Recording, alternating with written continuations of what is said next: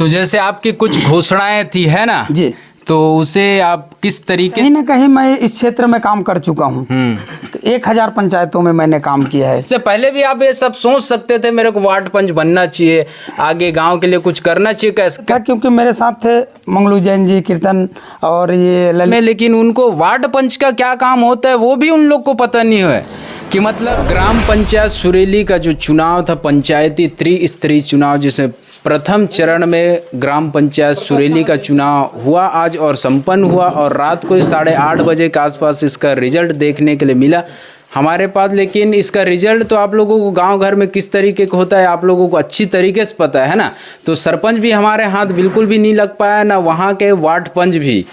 मतलब हम उनको पूछने के लिए 2-3 घंटा वेट किए उसका, लेकिन वार्ड क्रमांक जो 4 है ना, इसके उम्मीदवार जो हमारे साथ मौजूद हैं, जाने माने शख्स हैं, जिसका नाम है राजेश त्रिपाठी महाराज जी, है ना। इनकी घोषणा भी बहुत कहना चाहिए अलग तरीके का था, जिनकी घोषणा सुनकर लोग थर-थर काँपते थे, है ना। तो इनसे बातचीत करेंगे और इनकी योजनाओं को लेकर क्या कुछ कहते हैं इनसे हम जान। तो हमारे साथ ये मौजूद हैं राजेश त्रिपाठी महाराज जी, है ना।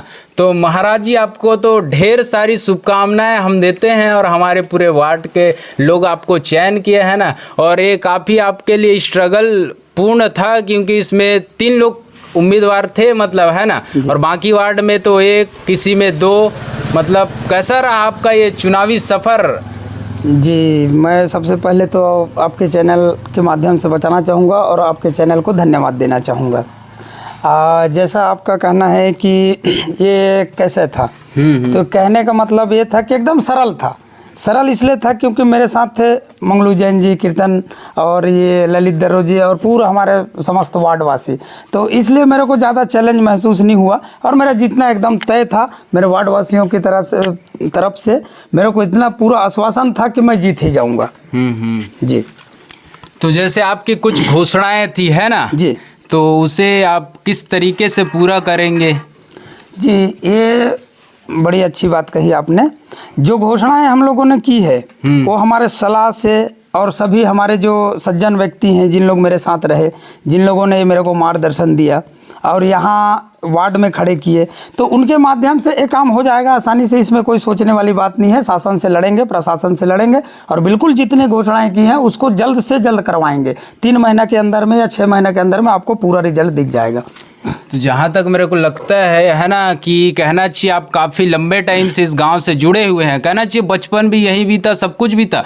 तो आप कैसे इतने लंबे टाइम के बाद आप कैसे डिसीजन लिए कि मेरे को वार्ड पंच में खड़ा होना है, करना है करके? इससे पहले भी आप ये सब सोच सकते थे मेरे को वार्ड पंच बनना चाहिए, आगे गांव के लिए कुछ करना चाहिए। कैसे मतलब अचानक से आप सोचे इतने साल बाद? वो भी आपका शादी हो गया, बच्चे आ गए, सब कुछ हो गया, कहना चाहिए, है ना। तो इतने लंबे टाइम कैसे लगा आपको, मतलब इसके बारे में विचार करने के लिए? आपका विचार था कि कैसा था? नहीं, ये बहुत अच्छी बात है आपकी कहने की। ये विचार ऐसा आया, हम लोगों ने बैठे, सभी लोग बैठे, हमारे मेरे बड़े काका जी हैं और वार्डवासी हैं, मेरे सहपाठी लोग हैं, सबके सब एक दिन विचार लगाए। और कहीं ना कहीं मैं इस क्षेत्र में काम कर चुका हूँ।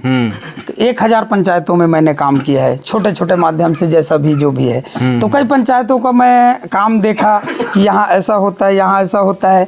और हमारे यहाँ जब आके मैं, पहले तो यहाँ मेरा ज़्यादा रहना नहीं होता था, मेरा जन्म स्थान यही है, मेरा सब चीज़ यही है, लेकिन फिर भी मैं ज़्यादातर यहाँ गाँव में नहीं रहता था।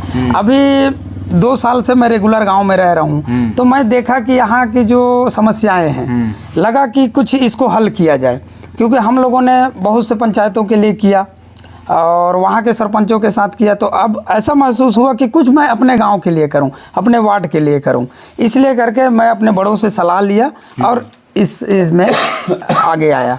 पंच जो होते, मतलब पंच जो वार्ड पंच बनता है ना, अपने वार्ड का ही रहता है ना।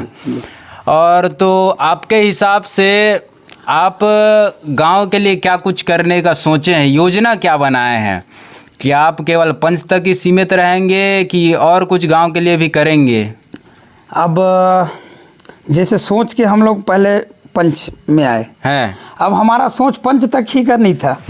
हमारा सफर आगे चलने का है ना। कहीं ना कहीं पूरा गांव को तीनों, जैसे तीनों गांव आता है, पंचायत हमारा है, तीनों गांव आता है, तीनों गांव के लिए करेंगे।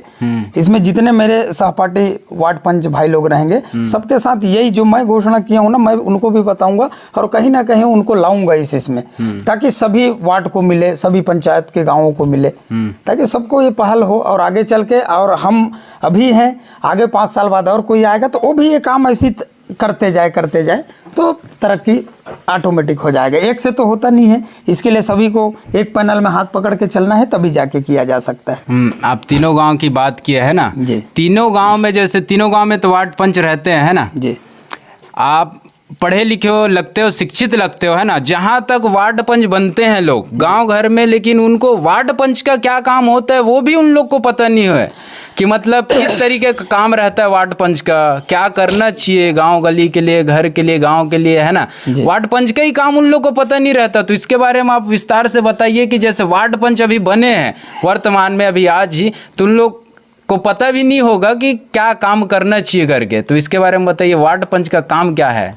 वार्ड पंच का काम, जैसे वार्ड में जितने घर हैं, जितने उनके वार्ड में संख्या आते हैं, जितने लोग आते हैं, उनका सब समस्या का समाधान करना उन्हीं का रहता है।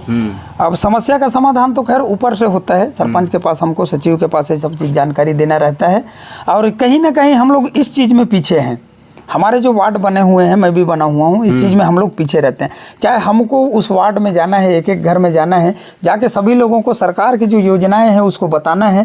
और अगर उन लोग उस योजना को लेने में असमर्थ हैं तो हमको खुद से जाके उनको दिलाना है, तब जाके ये हो पाएगा। और जैसे घोषणा तो आपकी काफ़ी अच्छी थी, लोगों को भी अच्छा लगा, इसलिए आपको पूरा भरपूर समर्थन दिए, है ना। और क्या कुछ योजना है आपके हिसाब से, आप सोचे होंगे तो उसको बता दीजिए। नहीं, अभी सोचे तो बहुत सारे हैं। पहले अपन जो घोषणा की है उससे स्टार्ट करते हैं। अच्छा। बाकी अभी हमारे पास 5 साल है, बिल्कुल 5 साल में आपको हर चीज़ करके दिखाएंगे जो हम लोगों ने सोचा है। तो यहाँ था हमारे वार्ड क्रमांक 4 के उम्मीदवार जो विजेता हुए हैं, राजेश त्रिपाठी महाराज जी। इनसे बातचीत को हम यहीं समापन करते हैं और बहुत जल्द मिलेंगे हमारे ग्राम पंचायत सुरेली के सरपंच पद जो विजेता हैं। 7 तक उनकी तो घोषणा मैं खुद नहीं करूंगा, लेकिन जिस दिन शपथ ग्रहण होगा उस दिन उनके बारे में फुल जानकारी देंगे और आप लोग को दिखाएंगे, उनकी योजनाओं के बारे में जानेंगे और उनके सिद्धांत के बारे में जानेंगे। आखिरकार क्या सोचकर वो सरपंच बनने मतलब बन गए हैं, कहना चाहिए, है ना। कुछ तो योजना लेकर वो सरपंच बने हैं, मतलब वो ऐसे उम्मीदवार हैं कि वो दोबारा सरपंच बने हैं। और ये काफ़ी सोचने वाली विषय है, क्योंकि दोबारा जब आदमी मैदान में उतरता है ना, क्योंकि बहुत ही खतरनाक होता है और उनकी योजना इतनी खतरनाक होती है, इसके बारे में आप लोग अच्छी तरीके से जानते हो। तो मिलते हैं दोस्तों बहुत जल्द एक बहुत धमाकेदार वीडियो के साथ। तब तक के लिए अपना ख्याल रखिए। जय हिंद, जय भारत और जय छत्तीसगढ़।